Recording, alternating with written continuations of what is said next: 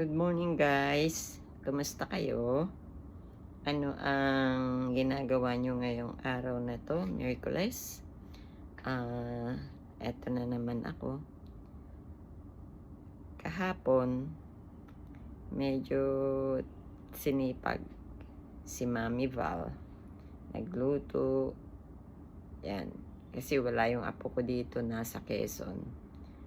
So, ano ang mga dapat natin gawin sa pagluluto? Eto ha, sorry. Lagi na lang akong nagaganyan. Ah, ako lang. Hindi ko na ginagamit yung ibang mantika, guys. Olive oil na lang ako kasi mahal man, pero kasi at my age, 'di ba? 68 going 69. Yung ibang mantika kasi subukan nyo, ipasok nyo sa ref. Pag nalamigan, nagbubuo. So, ibig sabihin, pag kinain natin yon, nagkaklag sa ating mga ugat. So, anong gagamitin? Yung hindi siya natutulog pag nilagay sa ref. Olive oil. Olive oil, yun yung ginagamit ko, guys. Ngayon, yung pagpiprito, iniiwasan ko din yon. So, mabuti na lang, niregaluhan ako ng manugang ko ng air fryer. Ayun, ini-air fry ko. Pero, ilagay nyo lang guys sa 175 degrees yung kanyang tawag dito, pressure ba? Tawag doon, yung heat. 175 para paglabas at nalamigan, hindi siya makunat.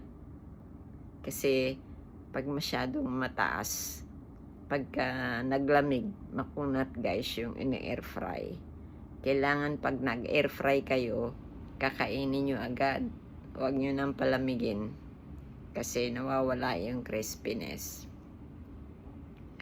Okay, so isa pa, alam nyo ba kung anong ginawa ko rin?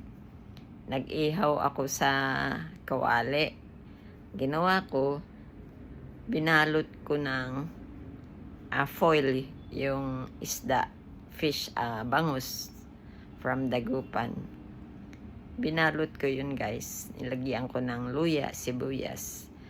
Konting kamatis kasi ayaw ko nga ng kamatis, pero nilagyan ko din. Sarap na sarap si Lola. Ganun lang, mga 20 minutes, low fire, luto agad. Para ka na rin nag-ihaw sa uling. 'Di ba? Madali. Okay? So, iwasan. Ako pag nagugulay, pati ako ngayon, laga-laga lang. Okay na. Nilagang sitaw, nilagang broccoli, basta nilaga. Okay, iwasan natin yung mga mga maraming sangkap, lalo na pag matatanda na tayo. 'Di ba? Pag matanda na, wala.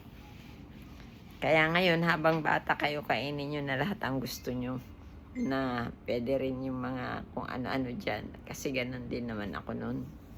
Kaya siguro nagkaroon ako ng dito, yung super acid. Yung katawan kasi nung bata-bata ako, nilalamon ko yung asin.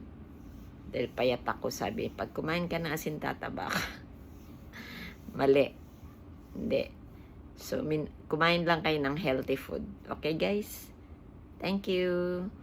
Yan ang tip ni Mami Val ngayong umaga.